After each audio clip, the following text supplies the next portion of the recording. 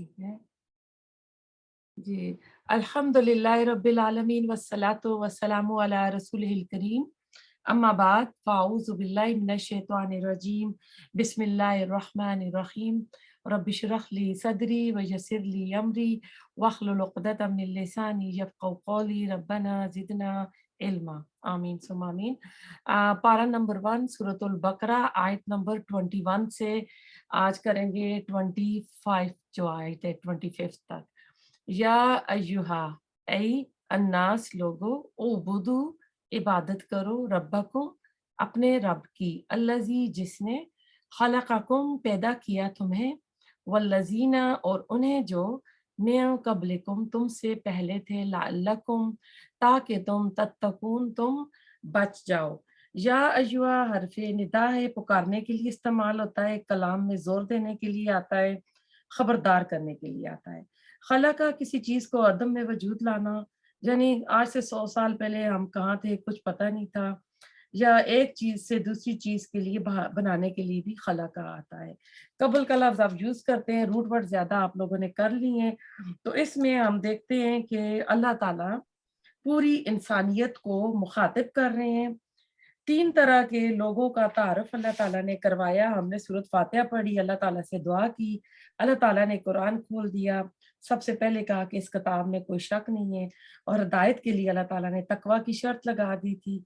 और उसमें हमने देखा कि अल्लाह ताला इसमें 3 तरह के जो ग्रोह थे ना, उनका अल्लाह ताला ने ज़िक्र किया पहले। हमने पहली 5 आयत जो पढ़ी थी, पक्के मोमिन जो मुसलमान थे हुमुल मुफ्लिहून, उनके बारे में पढ़ा था। फिर 6 से 7 आयत 2 आयत जो थी वो पक्के काफिरों के लिए थी, जिनके दिल जो थे सील हो चुके थे, दिलों पर मोहर लग चुकी थी और उनके लिए अज़ाबुन अज़ीम आया था।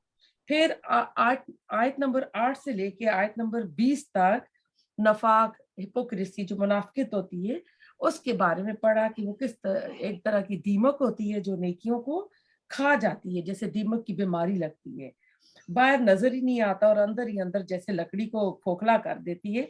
तो जो मुनाफिक लोग होते हैं नमाज रोजा अपना कर रहे होते हैं, लेकिन अंदर से वो उनकी नेकियां जो होती हैं ना खोखली हो चुकी हैं, तो उनके लिए अल्लाह ताला ने कहा था अजाबुन अलीम है।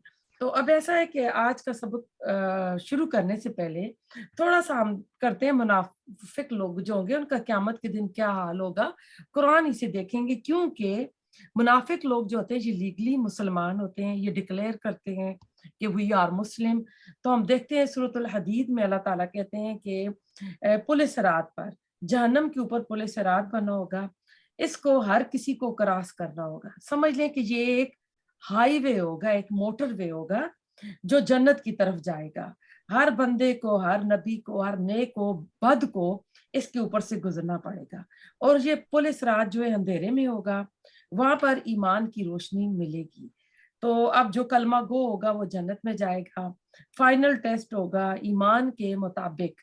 अब किसी का जो रोशनी वहां जिस मिलेगी ना पुलिस रात पे, किसी को तो मिलेगी मदीना से सना तक, और किसी को पहाड़ के बराबर, और किसी की टिमटमाटी रोशनी होगी, यानी जिस तरह के उनके ईमान और अमल थे ना, जितनी सुस्ती थी उसी के मुताबिक ऑन ऑफ होती रहेगी। तो जिसका ईमान अल्लाह पर आखिरत पर था और जिनके अमाल भी होंगे अच्छे, वो आगे आगे पुलिस रात पर तक यानी गुजर जाएंगे। किसी का नूर टिमटिमाता हुआ होगा, जलती बुझती जो रोशनी होती है। तो दुनिया में जिस तरह हम बंदों के ईमान का अमाल का हाल वाल होता है ना, वही वहां पर पुलिस रात पर भी होगा। तो रसूलुल्लाह सल्लल्लाहु अलैहि वसल्लम ने फरमाया कि 3 जगहों पर ना कोई किसी को नहीं पूछेगा। और हज़रत आयशा पूछती होती थी कि आपको उनसे मोहब्बत थी, तो आपने कहा था कि आयशा 3 मकामात पर तो मैं भी भूल जाऊंगा, तो उनमें से एक ये मकाम पुले सरात का है। तो ये समझ लें कि पुले सरात जो है ना, इसके ऊपर कोई साइड में दीवार नहीं है, कहते हैं धागे से ये होगा, यानी कम पतला और जो गुजरेगा, और कुर्बानी के जानवर जो है इसके ऊपर बनेंगे, सवारियां बनेंगे।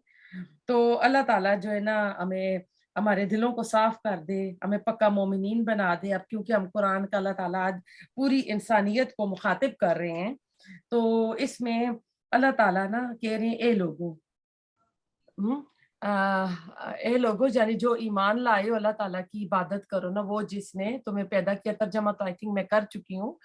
تو ایسا ہے کہ اب لوگ جو ہے نا اس میں تمام انسانیت آ جاتی ہے، خواہ مرد ہوں، عورتیں ہوں، آزاد ہوں، غلام ہوں، ہر قوم، ہر رنگ، ہر نسل، ہر زمانے کے اور ہر مقام کے لوگ، یعنی پوری انسانیت کو مخاطب کیا جا رہا ہے. تو اس سے پتہ چلتا ہے کہ یہ جہاں پر جو خطاب آیا ہے یہ صرف مسلمانوں کے لیے نہیں ہے، کیونکہ کچھ جو علماء ہیں جنہوں نے مفسرین ہیں جنہوں نے قرآن کی تفسیر کی ہیں، احسن اصلاحی صاحب وہ کہتے ہیں کہ اس میں بنی اسماعیل کو مخاطب کیا گیا، اس میں سب آ جاتی ہیں، پوری انسانیت کو، کیونکہ قرآن کو کہا گیا ہدی للناس کے پوری انسانیت کے لیے اس میں ہدایت ہے. تو اے لوگوں کیا کرو، تم عبادت کرو کس کی؟ اس رب کی جس نے تمہیں پیدا کیا. اب ایسا ہے کہ عبادت کیا ہوتی ہے، پہلے دیکھتے ہیں کہ کمال درجے کی محبت ہو، کمال درجے کی عاجزی ہو، اور کمال درجے کی تعظیم ہو. اللہ کے ڈر میں یہ تین چیزیں ہوں گی تو عبادت کمپلیٹ ہوگی. اللہ ہی سے ڈریں گے، اللہ ہی کے لیے عاجز ہوں گے، جھکیں گے، اور کمال یعنی اللہ ہی کے لیے اعلیٰ عظیم درجے کی ہم عبادت کریں گے. تو مسلمانوں سے ایمان کا تقاضا ہے کہ وہ محبت، خلوص، سچائی، یقین کے ساتھ، اطاعت کے ساتھ، بندگی کے ساتھ، جس طرح کوئی کسی کی غلامی کرتا ہے ہم اللہ تعالیٰ کی اس طرح عبادت کریں. تو اللہ تعالیٰ کہہ رہے ہیں کہ ہم نے تم کو پیدا کیا جب تم کچھ بھی نہیں تھے، یعنی تمہارا کوئی وجود ہی نہیں تھا. سورۃ دہر میں اللہ تعالیٰ کہتے ہیں نا کہ کیا نا انسان پر زمانے کا ایک وقت ایسا نہیں آیا تھا کہ وہ قابل ذکر چیز ہی نہیں تھا. یعنی ماں کے رحم میں جو باپ اور ماں کے جو آپس میں ملتے ہیں دونوں چیزوں، ان سے جب وہ بنتا ہے دو، یعنی گندے پانی ماں کا ایگ اور باپ کا جو پانی ہے، تو یعنی اس کو تو کوئی کسی محفل میں بیٹھ کے بھی اس کا تذکرہ نہیں کرتا. تو اللہ تعالیٰ کہتے ہیں ہم نے انسان کو ایک غلط نطفے سے، مخلوط نطفے سے پیدا کیا. تو جس نے تم کو پیدا کیا جب تم کچھ بھی نہیں تھے، صرف تم کو ہی نہیں، اللہ تعالیٰ کہتے ہیں کہ تم سے پہلے بھی، خلقکم والذین من قبلکم، کہ اللہ تعالیٰ نے ان لوگوں کو پیدا کیا جو ہم سے پہلے تھے. تو اب اللہ تعالیٰ ہم سے اس میں ہم سے کیا ڈیمانڈ چاہ رہے ہیں کہ ہم اللہ تعالیٰ کی عبادت کیوں کریں، کیوں اللہ تعالیٰ سے ڈریں؟ لعلکم تتقون، تاکہ تم بچ جاؤ. تتقون کا روٹ ورڈ آپ کو پتا ہے، واو کاف یا ہے. بچنا کس سے بچنا؟ جہنم کی آگ سے بچنا، اللہ کے عذاب سے بچنا، اللہ کی ناراضگی سے بچنا، اور اپنے آپ کو برے اعمال سے بچا کر اللہ تعالیٰ کے آگے نیک کام کرنا اور سچے بننا. یا اپنے رب کا ذکر اللہ تعالیٰ نے کیا تو اللہ تعالیٰ نے ربکم کا لفظ یوز کیا ہے. تو اس میں ایک اپنائیت ہے، محبت ہے کہ تمہارا رب نا، کہ تم سوچو کہ جس کی تم عبادت کر رہے ہو تمہارا رب ہے، تمہاری زندگی کے اوپر کوئی اختیار نہیں ہے، کچھ زور نہیں ہے، اسی نے تمہیں پیدا کیا. دیکھیں ہم اگر نہ چاہیں نا تو اگر ہاتھ میں کچھ آپ نے پکڑا ہو نا کچھ کھانے کے لیے، اللہ کا حکم نہ ہو تو ہم منہ تک نہیں لے جا سکتے. اگر منہ میں ڈال لیں تو سانس کی نالی اگر کھل جائے تو وہ انسان کی فوری موت واقع ہو جاتی ہے. تو اللہ تعالیٰ کہہ رہا ہے عبادت کرو. اب عبادت میں بندگی، غلامی، پرستش، ساری چیز آ جاتی ہے. جس طرح ایک غلام ہوتا ہے نا، اس کا اپنا کچھ بھی نہیں ہوتا، مالک کے اشاروں پہ چل رہا ہوتا ہے. تو اس لیے عبادت سے صرف آپ یہ نہ رکھیں کہ 5 وقت کی نمازیں پڑھ لیتے ہیں، رمضان کے روزے رکھ لیتے ہیں، زکوٰۃ، حج، عمرہ، نہیں، بلکہ مومن کی جو 24 آورس کے جو دن ہے، ان کے دن میں جو 24 آورس ہوتے ہیں، پھر 7 ڈیز ویک کے ہوتے ہیں، پھر سال کے جتنے بھی دن ہوتے ہیں، یعنی ہر وقت ہمہ وقت ہم نے اللہ تعالیٰ کی غلامی کرنی ہے، اللہ تعالیٰ کے حکموں کو لاگو کرنا ہے. ہماری گھریلو زندگی میں بھی اسلام نظر آئے گا، ہمارے کاروبار میں بھی آئے گا، جابس میں بھی آئے گا. یہ صرف مسجدوں تک محدود نہیں رہے گا. تو اللہ تعالیٰ کہہ رہا ہے کہ جب تم میری عبادت کرو گے، ظاہر عبادت میں پھر ساری چیزیں آ جاتی ہیں نا، صرف نماز روزہ نہیں آتا ہے، میرا جینا، میرا مرنا، سب کچھ آئے گا. تو پھر کیا ہوگا کہ ہم اپنے برے انجام سے بچ جائیں گے، اللہ تعالیٰ کی ناراضگی سے بچ جائیں گے، اور دوزخ جانے والوں میں سے یعنی ان میں نہیں ہوں گے ہم. اب اگلی تھوڑا سا ان کی آیات کے بارے میں بتا دوں کہ یہ جو 5 آیات ہیں نا، ان میں قرآن کی دعوت کا لب لباب بھی آ گیا ہے، اس کے بنیادی جو نکات ہیں ان کا بھی خلاصہ ہے قرآن کے آج کی 5 آیات میں، کہ تمام رسولوں اور انبیاء کی جو دعوت ہے نا وہ یہی رہی ہے کہ ایک اللہ کی عبادت کرو۔ اب پہلی اس آیت میں تو اللہ تعالیٰ کی آ گئی ہے نا کہ اللہ کی عبادت کرو، اس کی دعوت کا مل رہا ہے، اساسی نظریے کی تکمیل نا پھر اب جو اگلی 2 آیات ہیں نا ان میں ہوگا۔ تو سورۃ البقرہ کے جو 2 پہلے رکوع تھے نا، تو 3 طرح کے لوگوں کا جو تعارف ہوا، اس کے بعد اب یہاں پہ اللہ تعالیٰ نے ایک بنیادی نکات بتا دیا جو تمام انبیاء کی دعوت تھی۔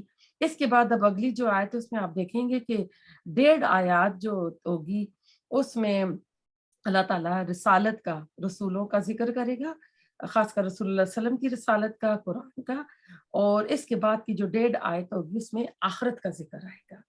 تو اس کے ساتھ اب ہم اگلی آیت پہ چلتے ہیں، آیت نمبر 22 پہ۔ اللہ تعالیٰ مزید الذی یعنی وہ ذات، یعنی وہ اللہ، جعل جس نے بنایا، ایک حالت سے دوسری حالت میں کرنا، جعل لکم تمہارے لیے، الارض زمین کو، فراشن فرش، جو کہ جیسے جو بھی چیز ہموار ہوتی ہے، والسماء اور آسمان کو، بنا چھت، بنا بانی بھی اسی سے بنانا کسی کو، وانزل اور اس نے اتارا، من السماء آسمان سے، مان پانی، فاخرج پھر اس نے نکالا، بھی ساتھ اس کے، من الثمرات پھلوں میں سے۔ اب ثمرات جو ثمر آیا ہے نا، یہ ہر فروٹ کو نہیں کہتے، فروٹ کے لیے قرآن میں فواکیہ کا لفظ آیا ہے۔ پھل کسی بھی جنی کو محنت انسان کرتا ہے، جیسے کہتے ہیں نا میری محنت کا پھل، محنت کا ثمر اس میں آتا ہے۔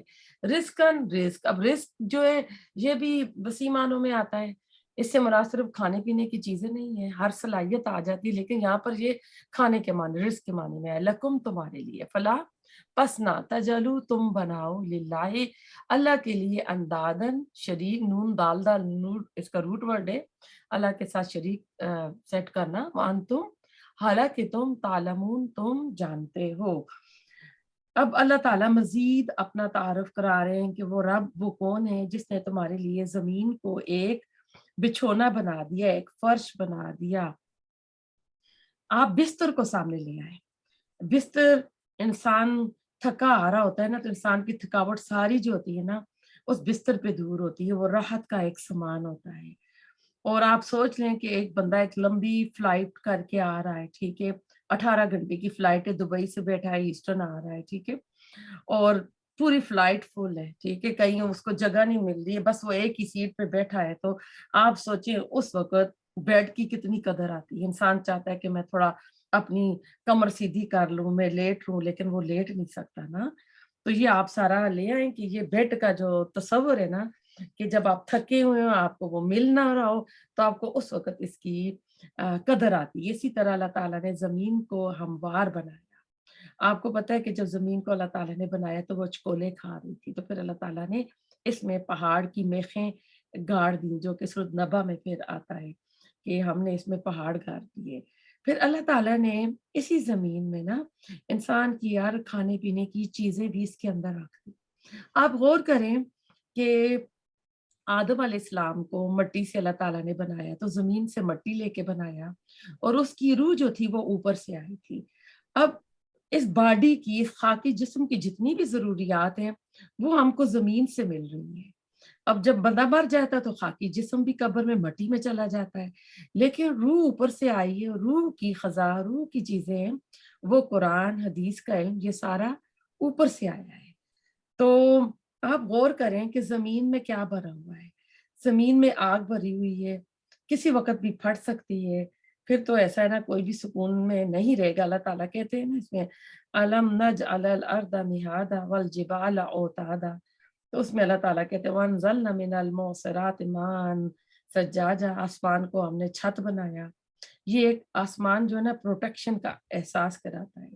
سورۃ دخان میں آتا ہے کہ پہلے شروع میں آسمان جو تھا دھواں ہی دھواں تھا، جیسے دھواں ہوتا ہے نا ایک اندھیرا سا، پھر اللہ تعالیٰ نے اس کو یہ نیلگوں آسمان بنا دیا، اس کو اس طرح کا کلر دے دیا، کتنا خوبصورت دن کے وقت لگتا ہے جب بادل اس پہ آتے ہیں، بادل کی ٹکڑیاں، اور کتنا ایک حسین منظر ہوتا ہے۔ تو اللہ ताला कह रहे हैं कि हमने ये तुम्हारे ऊपर छत बनाया, और इसको फिर अल्लाह ताला सूरत मुल्क में कहते हैं ना कि इसके कोई पिलर्स नहीं है। हल तरा मिन फुतूर, क्या तुम्हें इसमें कोई ऐसी कोई यानी डिफेक्शन नजर आती है? तो अगर आसमान का कोई रंग ना होता जैसे कि शुरू में था, तो कितना उदास सा मंजर होता। अगर देखें, अगर कोई ऐसे मुल्कों में रहा हो, जैसे मैं इंग्लैंड में रही हूँ, तो कभी कभी आपको तो 5-6 दिन बारिशें ही होती रहती हैं, तो इतना डिप्रेस्ड माहौल हो जाता है, घर भी वहाँ के छोटे छोटे, और आप घरों में बंद होकर रह जाते हैं। तो ये जो एक धूप निकलती है, ये जो होता है ना, बंदे को एक नई उमंग देता है। और ये छत जो होता है, ये एक सुकून और हिफाजत का एहसास दिलाती है। तो कुरान ने इसको महफूज छत से भी ताबीर किया है कि ऐसा नहीं है कि ये तुम्हारे ऊपर आकर गिरेगा। हाँ, तो घर की छत का तो इंसान को डर रहता है। आपको पता है, कुछ साल गुजरते हैं तो कुछ ना कुछ रेनोवेट करना पड़ता है ना, कि गिर ना पड़े। तो आसमान के आप देखिए कितना फायदे हैं। रात के वक्त उसके ऊपर सितारे होते हैं, दिन के ऊपर सूरज है, फिर रात को चांद है, फिर बादल बनते हैं, बारिश बरसती है। तो एक हसीन यानी मंजर है। तो अल्लाह ताला सूरत नबई में कहते हैं, हमने बादलों से बेकसरत बहता हुआ पानी बरसाया। सूरत वाकया में भी आता है, पानी जो तुम पीते हो इसे तुमने बरसाया या अल्लाह ताला ने बरसाया। फिर पानी से आपको पता है कि जिंदगी है, हयात है। अगर पानी ना हो, अब अगर पानी ना हो तो आपको पता है कि फिर वो क्या होता है, वहाँ फसलें नहीं लगती, वहाँ के जानवर भी मर जाते हैं, फिर खाने को कुछ नहीं मिलता। तो ये पानी के साथ जिंदगी है, इसी के साथ सारी रौनकें और बहारें हैं। अब हर इलाके के फल भी देख लें तो हर इलाके के अपने अपने मशहूर होते हैं। तो फिर अल्लाह ताला इसमें कह रहे हैं कि तुम क्या करो, तुम्हें अल्लाह ताला ने पैदा किया, तुम्हें अल्लाह ताला ने ये नेमतें दी हैं, तुम्हारे लिए जमीन को अल्लाह ताला ने वो बना दिया कि अचकोले नहीं खा रही है, कोई बम्पी राइड नहीं आपको मिलती है, आप आराम से सुकून से सोते हैं, अनलेस कि कोई जलजला आ जाए, तो वो भी कुछ सेकंड का होता है कि इंसान देखें कितनी तबाही होती है और कितना इंसान उससे भी डर जाता है। तो तुम क्या करो, अल्लाह के साथ उसके पार्टनर सेट ना करो, उसके शरीक ना ठहराओ। तो होता क्या है कि इंसान इस दुनिया में रहते हुए ना, किसी डॉक्टर के पास गया, ठीक हो गया तो बड़ा पहुंचा हुआ है, मैं उसके हाथों ठीक हो गई, उसने शिफा दे दी। ये एक बहाने और वसीले होते हैं। हमें अल्लाह ताला ही के ऊपर पूरा ना तवक्कुल रखना चाहिए। अब जैसे कि दजाल का टाइम भी आने वाला है, तो कह रहे हैं कि उसके आने से पहले बारिशें जो नहीं ना, पहले 1/3 होगी, 2/3 यानी इतना ड्राउट हो जाएगा, तो उसके हाथ में अल्लाह ताला ने जन्नत और जहन्नम ये फल बारिशें दी होंगी, इसलिए वो अपनी खुदाई का दावा करेंगे और लोग उसके ऊपर ईमान भी लाएंगे। तो हदीस का मफहूम है, अब्दुल्ला बिन मसूद रजी अल्लाह ताला अन्हु से सवाल किया गया, सबसे बड़ा गुनाह कौन सा है? तो उन्होंने फरमाया, तो रसूल सल्लम से पूछा गया, तो आपने फरमाया जो अल्लाह खालिक के साथ किसी को शरीक करता है। फिर हदीसे माज भी, माज बिन जबल को जब आपने यमन का हुक्मरान बनाकर भेज रहे थे, तो आपने उनको फरमाया था कि तुम उनको ना पहली दावत जो लोगों को देना, अल्लाह ताला की वादियानियत की दावत देना कि अल्लाह एक है, अल्लाह एक माने। यानी इस्लाम का पहला सबक ये है कि गॉड इज वन। तो तौहीद क्या है? अपनी अना को दफन करना। इसी तरह अपने बाद किसी भी आपके पास कोई इंसान है, पीर है, इमाम है, उसको हटाकर सबसे ऊपर अल्लाह ताला की जात को रखना। अब कई बार होता है ना कि या रसूल या मोहम्मद के आपको मिलने होते हैं डेकोरेशन पीस, तो हम बराबर बराबर या दीवार पे हैंग करने के भी ना, तो वहां भी हम ना रसूल सल्लल्लाहु अलैहि वसल्लम को अल्लाह के बराबर नहीं कर सकते हैं। अल्लाह बुलंद है, नबी उनके अब्द हैं। इसी में आज हम अब्द भी पढ़ेंगे कि अल्लाह ताला जब भी रसूल सल्लल्लाहु अलैहि वसल्लम के लफ्ज यूज करते हैं तो अब्द का लगते हैं, सुभान अल्लाजी असरा बेअब्दी, के पाक है वो जात जो एक रातों ही रात अपने बंदे को ले गया। और सूरत आप पढ़ेंगे कल सूरत कहफ, अल्हम्दुलिल्लाहिल्लज़ी अंज़ला अला अब्दिल किताब लम यजअलहु इवजा। तो अब्द का ही लफ्ज वहां भी आता है। तो नबी सल्लल्लाहु अलैहि वसल्लम अल्लाह ताला के बंदे हैं, तो अल्लाह के बराबर नहीं करना है, ऊपर रखना है। तो अल्लाह ताला ही के लिए आजिज़ी करनी है, अल्लाह ताला के साथ कोई शरीक नहीं करना। रिज़्क के मामले में खालिक मालिक अल्लाह है। तो फिर आप सल्लल्लाहु अलैहि वसल्लम ने हज़रत माज से कहा कि तुम जानते हो बंदों पर अल्लाह का हक क्या है? तो उन्होंने अर्ज़ किया, अल्लाह और उसका रसूल जानता है। تو آپ نے فرمایا کہ وہ اس کی عبادت کریں اور اس کے ساتھ کسی کو شریک نہ کریں. یہ متفقن علیہ یعنی مسلم اور بخاری کی حدیث ہے. اب اس میں ہم کسی امام پیر بزرگ قبر والے کو نہ لے آئیں کہ جی اس چادر چڑھائیں گے تو یہ آگے آ جائے گا. اللہ کا حق ہم نے کسی کو نہیں دینا. سورۃ نساء میں آئے گا اللہ تعالیٰ ہر گناہ معاف کر دے گا سوائے اس کے ساتھ شرک ناقابل معافی گناہ ہے. ایک حدیث میں آتا ہے ایک شخص آیا رسول اللہ علیہ وسلم کی تعریف کی اور بہت مبالغہ کرنے لگا. تو آپ نے فرمایا کہ تم مجھے میری حد سے آگے مت بڑھاؤ جس طرح عیسیٰ علیہ السلام کو اور مریم علیہ السلام کو نصارہ نے یعنی کرسچن لوگوں نے بڑھا دیا تھا. میں اللہ کا بندہ ہوں اور میں اللہ کا رسول ہوں. تو اس سے پتہ چلتا ہے کہ اللہ ہمارا رب ہے، خالق ہے، مالک ہے، اس کا اپنا مقام ہے. تو اب قرآن کی بنیادی دعوت کا ذکر جو ہے نا کہ اللہ تعالیٰ کی عبادت کرو اس طرح کیا. اب عبادت میں دیکھیں قلبی بھی ہوتی ہے، جسمی بھی ہوتی ہے، لسانی بھی ہوتی ہے، اپنے باڈی پارٹس کے ساتھ بھی ہوتی ہے. تو ہمارے جسم میں عام شے جو ہے نا جسم میں ہمارے پاس ایک جسم ہے اور ایک روح ہے. ٹھیک ہے، اصل چیز جو ہوتی ہے وہ روح ہوتی ہے، جسم اس کے تابع ہوتا ہے. تو عبادت کیا ہو جائے گی؟ ایکول ہو جائے گی، یعنی روح اور جسم دونوں کو ہم اللہ تعالیٰ کی اطاعت میں لے کر آئیں گے. رسول اللہ صلی اللہ علیہ وسلم کی دعوت جو ایک عالمگیر دعوت ہے. پہلے انبیاء کی دعوت جو تھی وہ ان کی اپنی اپنی اقوام تک تھی، اس لیے یہاں پر آ گیا تمام انسانیت کو مخاطب کر کے. پچھلے تمام انبیاء خاص وقت، خاص علاقے، خاص قوم کے لیے آئے تھے. رسول اللہ علیہ وسلم کی جو رسالت ہے یہ یعنی ایک عالمگیر ہے قیامت تک کے لیے، تمام انسانیت کے لیے. تو آباء و اجداد کی اندھی پیروی کا رد ہے. پچھلے لوگوں کو کس نے پیدا کیا؟ یہ رد مل رہا ہے ہم کو کہ تم اپنے باپ دادا کی جس طرح مکہ والے کرتے تھے کہ ہم 313 بتوں کو چھوڑ کے کیسے ایک اللہ کی عبادت کریں. آج ہمارے اپنے اپنے خاندانوں میں دیکھیں ساسوں کے اپنے عقیدے ہیں، ماؤں باپوں کے اپنے ہیں. تو وہ کہتے ہیں جی 70 سال سے 50 سال سے ہمارے گھروں میں ہو رہا ہے، اب ہم ایک دم اس چیز کو کیسے چھوڑ دیں؟ تو اس میں اللہ تعالیٰ کہہ رہے ہیں کہ میں خالق ہوں، ان کو بھی میں نے پیدا کیا تھا. تو مطالبہ ہم سے ہمارے رب کا ایک ہی ہو رہا ہے جو کل بھی تھا اور جو آج بھی ہے. تو اب ایسا ہے کہ اللہ تعالیٰ نے اس آیت میں اپنا مزید اپنا تعارف کرایا ہے، وہی جو ہم نے پڑھا تھا الحمدللہ رب العالمین ایاک نعبد و ایاک نستعین. تو رب کون ہوتا ہے؟ خالق، مالک، مدبر، جو پروان چڑھاتا ہے. تو انسان جانتا ہے کہ ایک ہی ذات اس کو بچانے والی ہے. اب دنیا میں فرعون، شداد، نمرود آئے تھے، بادشاہ نمرود جنہوں نے خدائی کا دعویٰ کیا تھا.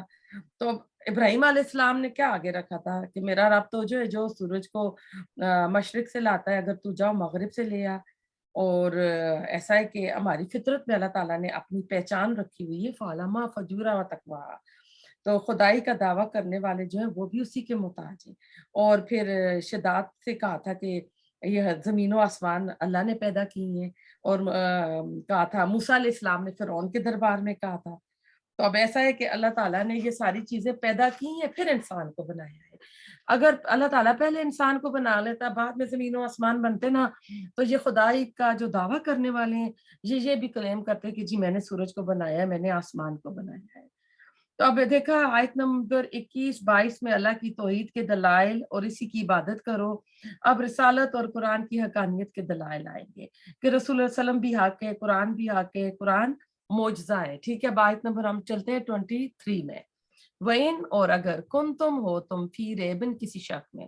اب یہ کیسا شک ہوتا ہے جو بے چین کر دے، مما اس سے جو نزلنا نازل کیا ہم نے علی عبدنا اپنے بندے پر، فَأْتُوا پس لے آؤ بصورتن کوئی صورت میں مثلی ہی اس جیسی، وَدْعُوا اور بلا لو، دعوت دے دو، شہداءکم اپنے گواہوں کو، من دون سوائے اللہ اللہ کے، ان اگر کنتم ہو تم صادقین سچے.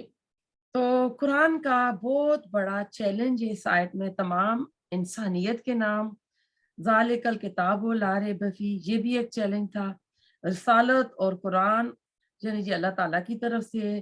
رسول اللہ صلی اللہ علیہ وسلم کو اللہ تعالیٰ نے نبی بنا کر مبعوث فرمایا، ان کو اللہ تعالیٰ نے قرآن دے کر بھیجا. دیگر مقامات پر بھی یہ قرآن میں چیلنج آتا ہے. آپ نوٹ کریں اور ترتیب کو بھی نظر میں رکھیں، غور کریں۔ مثلاً سورۃ طور کی آیت نمبر 34 میں آئے گا قرآن جیسی بات لے آؤ، سورۃ بنی اسرائیل کی آیت نمبر 88 میں آئے گا قرآن جیسا کلام لے آؤ، اور سورۃ ہود کی آیت نمبر 13 میں آئے گا چلو قرآن جیسی 10 صورتیں لے آؤ۔ اللہ نے مزید آسان کر دیا، سورہ یونس کی آیت نمبر 38 میں قرآن جیسی ایک صورت لے آؤ، یعنی پورا قرآن نہیں ہے، 10 صورتیں اس جیسا کلام یا ایسا کچھ لے آؤ۔ اب یہ سورۃ بقرہ جو ہے یہ مدنی صورت ہے، یہاں فرمایا فاتو، اس میں آیا نا کہ فاتو بصورت مثلی، یعنی اس سورۃ بقرہ سے ملتی جلتی کوئی صورت لے آؤ۔ تو قرآن بساتے خود ایک معجزہ ہے قیامت تک کے لیے۔ قرآن نے چیلنج پیش کیا، عربوں کو اپنی شاعری پر، فصاحت پر، بلاغت پر بڑا ناز تھا، وہ نہیں کر سکے یہ قرآن کا چیلنج پورا۔ آج کمپیوٹر کا، ماڈرن ٹیکنالوجی کا دور ہے، آج بھی یہ قرآن کا چیلنج پورا نہیں ہوا اور قیامت تک نہیں ہو سکتا۔ انسان کہاں سے کہاں پہنچ گیا ہے، یہ چیلنج پورا نہیں ہوا ہے۔ ہاں، نبوت کے جو جھوٹے دعوے دار تھے، مسلمہ کذاب وغیرہ، انہوں نے الفیل مالفیل اس طرح کی وہ آیا تھا جو غلام احمد قادیانی، تو انہوں نے کچھ نہ کچھ کیا، ناکام ہوئے۔ قرآن کی 1400 سال پہلے کی باتیں آج سچ ثابت ہو رہی ہیں۔ سائنس آج بتا رہی ہے پچھلی صدی میں کہ بچہ جو ہے 3 پردوں میں ہوتا ہے، ماں کا رحم اور جلی، اور پھر یہ 3 جو پردے ہو جاتے ہیں، 3 رحم کا پردہ۔ تو قرآن نے تو 1400 سال پہلے کر دیا۔ قرآن کے اندر پیشن گوئیاں ہیں، غلبت روم، مستقبل کی باتیں ہیں، تو یہ تو کوئی کتاب نہیں کر سکتی، اور اس کتاب میں ہدایت بھی ہے، رہنمائی بھی ہے، انفرادی طور پر بھی اور اجتماعی طور پر بھی۔ سورۃ المائدہ جو اس میں آپ دیکھیں گے شریعت کا نفاذ ہے، امن سکون۔ عرب کے جو بدو تھے، عرابی تھے، کہاں سے کہاں پہنچ گئے، دنیا کے فاتح بن گئے۔ آج ہم نے قرآن کو چھوڑ دیا ہے، ہم قرآن سے آج صرف اور صرف برکتیں لیتے ہیں۔ بیٹی کی شادی ہوئی، نیا گھر لیا، جن کو بھگانے کے لیے، جادو کو دور کرنے کے لیے، بیماری کے لیے وظیفے چاہیے، اولاد نافرمان ہے تو کون سی صورت پڑھیں، مرنے والے کے پاس سورہ یاسین پڑھ لو، جان آسانی سے نکل جائے گی، حالانکہ کسی صحیح حدیث سے ثابت نہیں ہے۔ جو قرآن زندگی دینے آیا تھا اس کو جان نکالنے کا سبب ہم لوگوں نے بنا لیا۔ قرآن تو ہمیں حیات دینے آیا تھا، قرآن زندہ لوگوں کی ہدایت کی کتاب تھی، آج مردوں کو بخشوانے کا سبب بنا لیا۔ مشکل، لڑائی، جھگڑوں، قسموں کے لیے قرآن کو نکال لیا، تعویذ گھنڈوں کے لیے ہم نے قرآن کو رکھ لیا۔ اللہ نے تو دیکھو اس میں چیلنج دیا ہے، آج تک دنیا کی کسی بھی مصنف نے، کسی رائٹر نے اپنی کتاب کے بارے میں یہ چیلنج نہیں دیا ہے۔ قرآن دنیا کی واحد کتاب ہے، اور یہ چیلنج قرآن میں 5 بار آیا ہے، اور کوئی اس چیلنج کو آج تک پورا نہیں کر سکا ہے اور نہ ہی آئندہ کر سکے گا۔ ٹائٹینک آپ سب نے مووی دیکھی ہوگی، ٹائٹینک بنانے والے نے چیلنج کیا تھا، لیورپول انگلینڈ سے چلا تھا اور سیم ڈے سنک ہو گیا تھا، 1914 میں یہ ڈوب گیا تھا، اور وہ خود بھی اس جہاز میں گیا تھا، اس نے کہا تھا یہ جہاز کبھی بھی ڈوبے گا نہیں۔ تو کیا ہوا، یعنی جو بھی اس دنیا میں کوئی کرتا ہے نا، دعویٰ کرتا ہے، تو اس کا دعویٰ وہیں پہ الٹ ہو جاتا ہے۔ رسول صلی اللہ علیہ وسلم کا جو معجزہ ہے یہ قرآن ہے۔ باقی انبیاء کو اللہ تعالیٰ نے معجزے دیے، وہ ان کے ساتھ ہی چلے گئے۔ آج اگر موسیٰ علیہ السلام کا عصا ملتا ہے تو وہ ایک ڈنڈے کے علاوہ کچھ نہیں ہے، وہ ان کے لیے معجزہ تھا۔ آج لوگ قرآن کی وجہ سے مسلمان ہو رہے ہیں، مسلمانوں کی وجہ سے نہیں ہو رہے ہیں، ہمارے اعمال آج خراب ہو گئے ہیں۔ فرانس کا اورینٹل جو تھا، اس نے فرینچ میں قرآن کا ترجمہ کیا، وہ مان گیا کہ قرآن کا طرز بیان جو ہے کلام الہی ہو سکتا ہے۔ اس نے کہا کہ اس کے اندر شک کرنے والے بھی اس کی تاثیر سے بچ نہیں سکتے، یعنی اس قرآن کے اندر اتنی تاثیر ہے۔ کرسچن مشنری بھی مانتے ہیں، اور کہ ایک بھی واقعہ ایسا نہیں ہے جس نے قرآن اور اسلام کو سمجھا ہو اور پھر وہ مرتد ہوا ہو۔ مرتد وہی ہوتے ہیں جو قرآن کو نہیں سمجھتے۔ اب دیکھیں موسیٰ علیہ السلام نے کہا تھا کہ اللہ تعالیٰ میں آپ کو دیکھنا چاہتا ہوں، تو اللہ نے کہا تھا نا، ربی کہتے تھے نا کہ اللہ تعالیٰ کہ میں دیکھتا، اللہ تعالیٰ نے کہا تھا کہ تم اس پتھر کی طرف دیکھو، لن ترانی ولکن انظر الی الجبل، تو اس نے دیکھا تو کیا ہوا تھا کہ وہیں کیا ہوا تھا، موسیٰ نے دکا وخر موسیٰ صاعقہ، کہ موسیٰ وہاں گرا اور بے ہوش ہو گئے موسیٰ علیہ السلام۔ تو ایسا ہے کہ جو تاثیر تجلی باری تعالیٰ کی ہے نا، جیسے کہ موسیٰ علیہ السلام اللہ تعالیٰ کی تجلی کو دیکھ کے بے ہوش ہو گئے تھے، گر پڑے تھے نا، وہی تاثیر اس کلام الہی کی بھی ہے، اس قرآن کی بھی ہے۔ ہم اپنی آنکھیں کھولیں، ہم غور کریں اور ہم سوچیں کہ یہ قرآن ایک کتاب نہیں، ایک لفظ نہیں، اس کے اندر تاثیر وہی ہے جو اللہ تعالیٰ کی اپنی ذات کی ہے۔ کیوں کہ یہ قرآن اللہ تعالیٰ کا کلام ہے۔ اس وقت آپ کو پتہ ہے کہ قرآن جو تھا، آج تو قرآن سونے کی تاروں پہ لکھا جاتا ہے، ٹھیک ہے، صحابہ کرام کے دور میں قرآن ہڈیوں پہ، درختوں کی چھالوں پہ، چمڑے پہ لکھا گیا اور ایک جگہ اکٹھا نہیں تھا قرآن۔ صحابہ کی جو جماعت تھی، ان کے ضمیر زندہ تھے، انہوں نے قرآن کو اپنے یعنی میمورائز کیا ہوا تھا، اپنے دلوں میں ان کو محفوظ کیا ہوا تھا۔ قرآن کتابی شکل میں آپ کو پتہ ہے کہ ابو بکر صدیق کی جو خلافت کا دور تھا، اس وقت ایک جنگ ہوئی تھی یمامہ، اس لڑائی میں تقریباً 700 جو قرآن ہے نا، جو قرآن کے جو حفاظ بولتے ہیں نا، اس کی جمع حفظ کرنے والے، وہ شہید ہو گئے تھے۔ تو اس وقت حذیفہ بن یمان اور انہوں نے کہا تھا کہ ایسا ہے کہ قرآن کو ایک کتابی شکل میں ہم اکٹھا کر دیں۔ آج قرآن آسان بھی ہے، آج قرآن سستا بھی ہے، آج تو فری قرآن مل رہے ہیں، آج قرآن آرٹیکل آف ڈیکوریشن پیس بھی بن گیا ہے، آج صوفی جو ہے قرآن کو قوالی پر بھی گاتے ہیں، آج ممبروں پر واعظ بھی ہوتے ہیں، قرآن کے لیکچر بھی ہوتے ہیں۔ پہلے ہوتا تھا سپارہ سپارہ پڑھو، آج الحمدللہ لوگوں میں اویئرنیس آ گئی ہے کہ اب جب بھی اکٹھے ہوتے ہیں تو درس ہوتے ہیں، ایک آیت پہ، 2 آیت پہ، ایک رکوع پہ، ٹھیک ہے۔ تو اب دیکھیں ضعیف سے ضعیف حدیث بھی موجود ہے، لیکن قرآن خود کہتا ہے سورہ یونس میں قد جاءکم موعظۃ، کہ تمہارے پاس یہ ایک موعظ نصیحت آ گئی ہے اور سینوں کی بیماریوں کے لیے اس میں علاج ہے۔ علامہ اقبال نے بانگ درا میں فارسی میں اس کا ترجمہ میں سناتی ہوں، کہا تھا کہ اے شبنم گھاس، جو شبنم گھاس پہ پڑتی ہے نا، تو جو پڑھی ہے قدم اسے روند رہے ہیں، ایک قوم تیری بغل میں قرآن موجود ہے۔ یعنی آج اقوال عالم مسلمانوں کو اس طرح قدموں میں روند رہی ہیں۔ اپنے ملک کا حال دیکھ لیں آپ، راتوں رات کوٹ کھلتی ہے، کیا کچھ ہو رہا ہے آپ دیکھ لیں، اور آپ اپنی آنکھیں کھول لیں کہ ایک قوم تیری تو بغل میں قرآن موجود ہے، تمہیں کیوں دنیا کی اقوام اپنے قدموں کے نیچے یعنی کچل رہی ہیں۔ موسیٰ علیہ السلام کا عصا فرعون کے دربار میں، اب دیکھیں جادوگر جو تھے وہ مسلمان ہو گئے تھے۔ تو یہ قرآن جو ہے، ایک فزکسٹ ہے، سائنٹسٹ ہے، وہ کہتا ہے یہ قرآن موسیٰ علیہ السلام کے عصا سے 1000 گنا بڑا معجزہ ہے۔ میں اور آپ خوش قسمت ہے کہ آج یہ قرآن ہمارے ہاتھوں میں کھلا ہوا ہے، ہم قرآن کو پڑھ رہے ہیں۔ ہم مسلمان جو ہے نا اس کی قدر نہیں جانتے ہیں۔ علامہ اقبال کا شعر جو ہے نا، یہ تھا پہلی جنگ عظیم، آپ کو پتہ ہے 1937 یا 38 میں علامہ اقبال جو ہے فوت ہو گئے تھے۔ تو آج سوچیں کہ آج علامہ اقبال زندہ ہوتا، یا آج علامہ اقبال کی طرح کوئی پوٹری، انہوں نے تو قرآن کی تفسیر لکھی ہے نا، تو وہ کیا لکھتے ہیں آج کے مسلمانوں کے بارے میں؟ ہم تو بالکل ہی ننگے ہوئے ہیں جو آج کل ہماری حالت ہوئی ہے۔ تو آیت نمبر چلتے ہیں 24 پہ، فَإِن، اب چیلنج تو کر دیا، اب اگلی آیت میں مزید اللہ کہہ رہے ہیں پھر اگر لم نہ تفلو، تم نے کیا، ولن اور ہرگز نہیں، یعنی یہ فیوچر کے لیے بھی آ جاتا ہے، یعنی نہیں کر سکو گے، تفعلو تم کر سکو گے، فتقو پس ڈرو، النار اس آگ سے، اللتی وہ جو، وقودھا ایندھن اس کا۔ اب یہ وقودھا کا روٹ ورڈ آپ نے کر لیا ہوگا، یہ ایندھن اس کا الناس انسان والحجارہ اور پتھر، اعدت تیار کی گئی ہے، للکافرین کافروں کے لیے۔ اب لم جو ہے ماضی کے لیے بھی آتا ہے، ماضی کے لیے آتا ہے، اور لن مستقبل کے لیے بھی آتا ہے۔ پھر دیکھیں قرآن کے معجزے کے اوپر بات ہو رہی ہے، تاکیدی اور زوردار انداز میں کہا جا رہا ہے کہ کوئی ایسا ہرگز نہیں کر سکے گا۔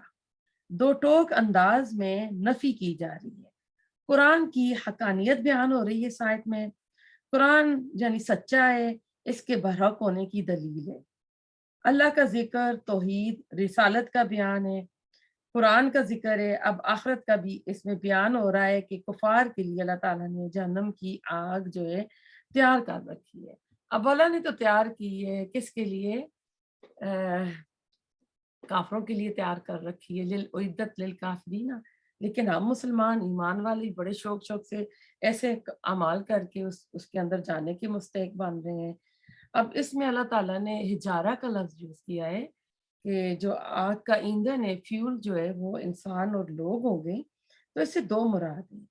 नंबर वन, पत्थर के कोयले की आग शिद्दत ज्यादा होती है। अगर आप बारबेक्यू कर लेते हैं ना गैस वाले भी, तो उसके अंदर उन्होंने आप देखा होगा कि स्टोन रखे होते हैं कि उस आग की शिद्दत को तेज कर देते हैं। और दूसरी ये कि मुशरिकीन के बुत जिनके ऊपर बड़ा तकिया लगा के बैठे थे कि अल्लाह के आगे ये सिफारशी बनेंगे, हमें बचाएंगे, तो उनकी हसरत का बायस बनने के लिए वो बुत भी उसमें फेंके जाएंगे।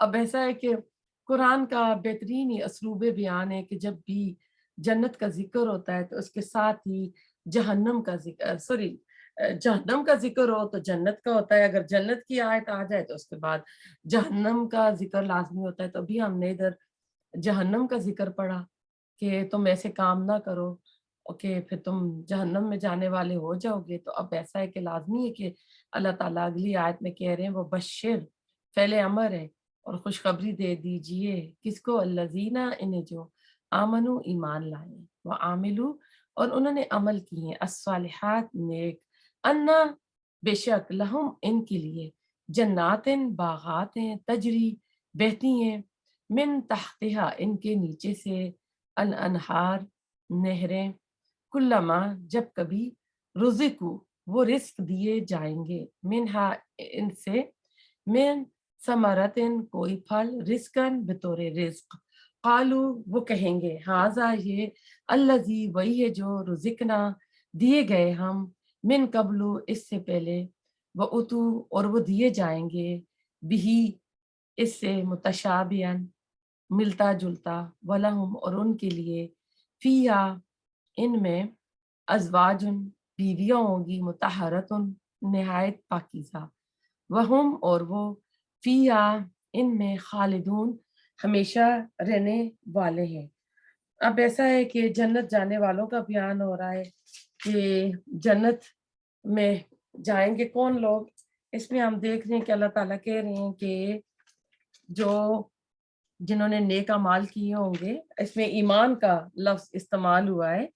तो रसूलुल्लाह सल्लल्लाहु अलैहि वसल्लम को कहा जा रहा है, ये फ़ैल अमर है हुक्म दे के कि आप इन लोगों को खुशखबरी दे दो जो ईमान लाए हैं।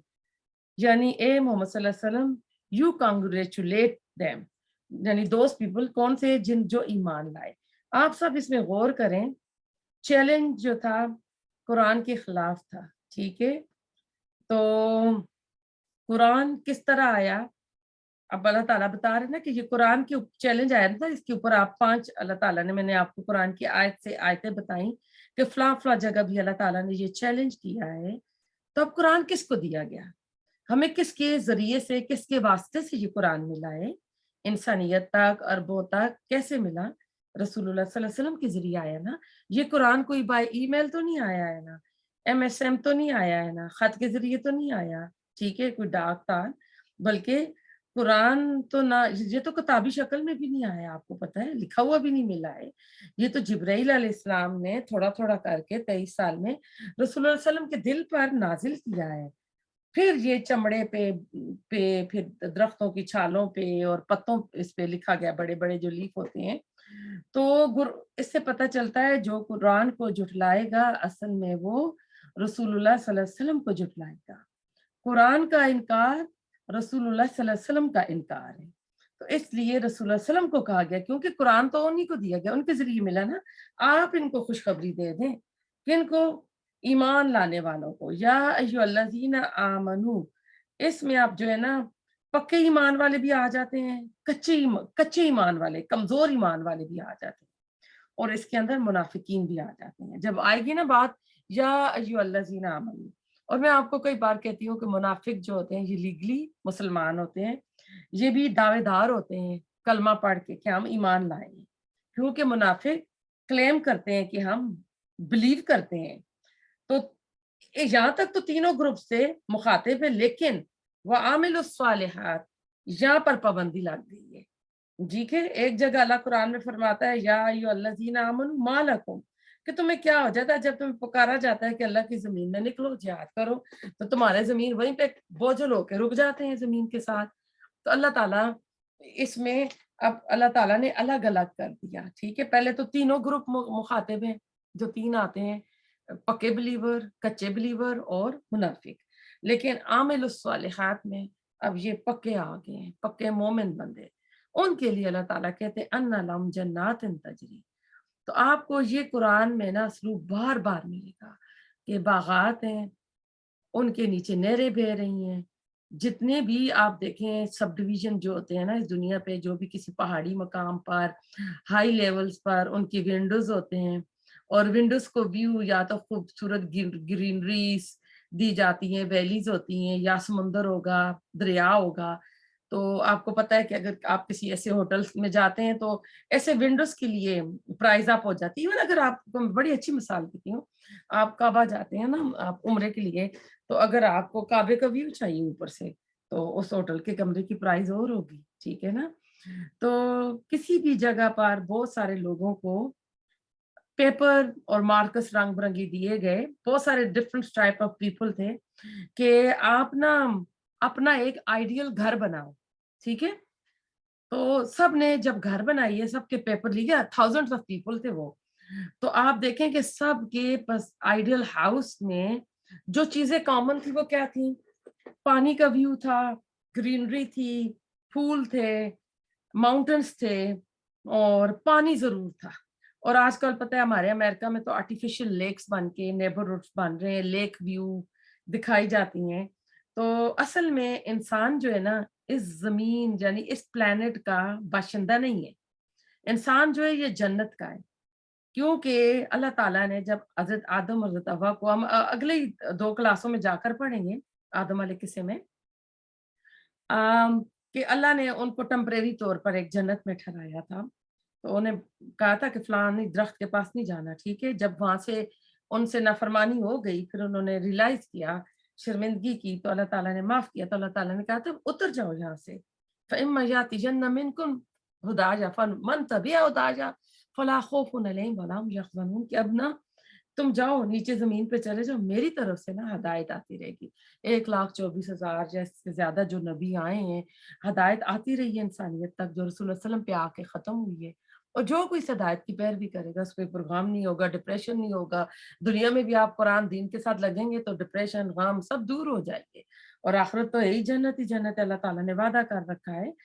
تو کہتے ہیں کہ انسان جنت کا باسی ہے، اس کے مائنڈ میں یہ ساری چیزیں، یہ ساری لگژریز پڑی ہوئی ہیں۔ اس لیے آج کا انسان جتنی جو ترقی کر رہا ہے نا، وہ اتنی وہ بنا رہا ہے، یہ روبوٹس بنا رہا ہے، یہ رومس مشین جو خود بخود ویکیوم کر رہی ہیں، ڈش واشر، واشنگ مشینز، اور یہ آج کل جو اسمارٹ فون آئے ہیں ایک سے ایک چیزیں، تو کہتے ہیں اصل میں اس کے مائنڈ میں یہ چیزیں پڑی ہوئی، یہ جنت کا باسی ہے، وہاں کا رہنے والا ہے، یہ ساری سہولتیں اس کو جنت میں ملنی ہے، وہ دنیا میں بنانے میں لگ گیا ہے، وہ دنیا کو جنت بنانے لگا۔ حالانکہ دنیا جنت کبھی نہیں ہو سکتی ہے، کیونکہ یا تو انسان بیمار ہو جائے گا، ان نعمتوں سے فائدہ نہیں اٹھائے گا، یا وہ نعمتیں چھن جائیں گی، ہوتا ہے نا انسان دیوالیہ ہو جاتا ہے، یا انسان مر جائے گا، وہ گھر جو کہ تو ادھر ہی رہ جائیں گے۔ تو آپ سوچیں جب قرآن نازل ہو رہا تھا، حجۃ الوداع کے موقع پر آپ صلی اللہ علیہ وسلم نے کہا تھا البلغ، تو میں نے پیغام پہنچا دیا، اب رہتی انسانیت تک پیغام پہنچاؤ۔ تو کوئی صحابہ مدینے میں نہیں رکا تھا، سب نکل گئے تھے۔ یہ دین پھر آذربائیجان، افغانستان اور پتہ نہیں ترکستان اور کہاں تک یہ دین گیا اور چلا گیا۔ تو ایسا ہے کہ یہ جنت کا جب بھی آپ دیکھیں گے نا ذکر، پانی کا ذکر ضرور آئے گا۔ ایک تو اس وجہ سے کہ قرآن عرب کی خشک زمین پہاڑوں میں نازل ہو رہا تھا، جہاں پانی تھا ہی نہیں، پانی بڑی مشکلوں سے ملتا تھا، تو ان کے لیے بھی آ رہا تھا کہ تم لوگوں کو تو ایسی جنتیں ملیں گی۔ تو پھر اس میں اللہ تعالیٰ جنت کے پھلوں کا رزق کا کہہ رہے ہیں، تو اب پھل کھانے کو ملیں گی، نعمتیں ملیں گی، تو اور جب بھی جس وقت بھی ملے گا نا، تو وہ کہیں گے کہ یہ کیا رزق کیسا ہے، وہ کیا کہیں گے اس میں آپ دیکھیں، قالوا ھذا الذی رزقنا من قبل واتوا به متشابہا، کہ گئے ہم سے تو پہلے بھی ایسے ملتا جلتا پھل دیے گئے۔ تو پتہ چل رہا ہے کہ وہ پھل دنیا کے پھلوں سے رنگ میں، اس میں دیکھنے میں ملتے جلتے ہوں گے، سائز میں بڑے ہوں گے، لیکن جب وہ کھائیں گے تو ان کا ٹیسٹ، ان کا ذائقہ دنیا کے پھلوں سے بہت اعلیٰ ہوگا، کیونکہ جنت کی جو نعمتیں وہ دنیا کی نعمتوں سے تو ملتی ہی نہیں ہیں۔ صرف یہ کیوں ہوں گی ملتے جلتے، یہ بھی سوال پیدا ہوتا ہے نا، کیونکہ انسان جو ہے نا، کوئی اسٹرینج چیز، کوئی نئی چیز دیکھ کے نا، آپ کسی جنگل میں چلے جائیں، کسی درخت کے ساتھ ایسا پھل لگا ہو نا جو آپ نے کبھی سنا نہ ہو، دیکھا نہ ہو، تو آپ کبھی نہیں کھائیں گے کہ یہ پوائزن نہ ہو نا، میں مر نہ جاؤں۔ تو اس لیے ملتے جلتے ہوں گے کہ انسان ان کے ساتھ، انسان کو تھوڑی سی انس ہو اور وہ اس سے ڈرے نہیں، لیکن ٹیسٹ میں وہ بہتر ہوں گے۔ پھر اللہ تعالیٰ کہتے ہیں وَلَهُمْ فِيهَا أَزْوَاجٌ مُطَهَّرَةٌ، اور پیوریفائڈ اسپاؤسز ہوں گے۔ تو یہ ایک نا مومنین کے لیے گفٹس ہوں گے، اور سورۃ الرحمن میں مزید تفصیل آئے گی، پھلوں کے نام بھی آئیں گے۔ ہم فیہا خالدون، اللہ کہتے ہیں کہ وہاں ہمیشہ ہمیشہ رہیں گے۔ دنیا میں تو یہی ڈر ہوتا ہے نا، نعمت چھن جائے گی، میں مر جاؤں گی، یا بندے کے ساتھ بیماریاں لگ جاتی ہیں، بندہ شوگر ہو گیا، ہائی بی پی ہو گیا، تو کھانے پہ چیزیں پڑی ہیں، کھا ہی نہیں سکتا، اب ہو گیا نا کہ اس کو بس لمیٹڈ چیزیں چاہیے، ابلی ہوئی چیزیں چاہیے، پھیکی چیزیں چاہیے، یا پھر یہ ہے کہ بندہ خود مر جاتا ہے تو دنیا میں سب کچھ رہ جاتا ہے۔ اب دیکھیں ہمیشہ رہنا، اب امریکہ کا جو ہمارا گرین کارڈ ہے نا، اس کو پرماننٹ ریزیڈنس کارڈ بولتے ہیں، حالانکہ یہ پرماننٹ نہیں ہے، ٹھیک ہے، اسٹے فار ایور، کیونکہ انسان کسی وقت بھی، ابھی بلکہ امریکہ ہی کہتے ہیں بندہ کوئی بھی ایسا ایسا کام کرے گا تو اس کو ہم یہاں سے نکال دیں گے، تو کوئی نہیں، بس نام دے دیے جاتے ہیں۔ تو یہ صرف اور صرف ہم فیہا خالدون آخرت میں ہوگا، جنت والوں کے لیے اور جہنم والوں کے لیے۔ دو طرح کے اعمال ہیں، دو طرح کے ریزلٹس ہیں، اور اللہ تعالیٰ سے ہم دعا کرتے ہیں نا کہ اللہ تعالیٰ ہمیں جنت کا سرٹیفکیٹ عطا کرے، اللہ تعالیٰ ہمیں جہنم سے، آگ والوں سے، جہنم کے کام کرنے والوں سے، مشرکین، کافرین، منافقین کے اعمال کرنے سے اللہ بچائے۔ تو انسان کو ارن کرنا ہے، میں نے اور آپ نے جنت کو ارن کرنا ہے، اعمال کے بدلے ملے گی۔ ہم سب کو اللہ تعالیٰ جنت الفردوس نصیب کرے، جس نے دعا کے لیے کہا ان سب کی دعاؤں کو قبول کرے، جو بیمار ہے اللہ تعالیٰ ان کو شفائے عاجلہ کاملہ عطا فرمائے، جو پریشان ہے مصیبت میں اللہ تعالیٰ ان کی پریشانیاں دور عطا کرے۔ ربنا تقبل منا انک انت السمیع العلیم وتب علینا انک انت التواب الرحیم۔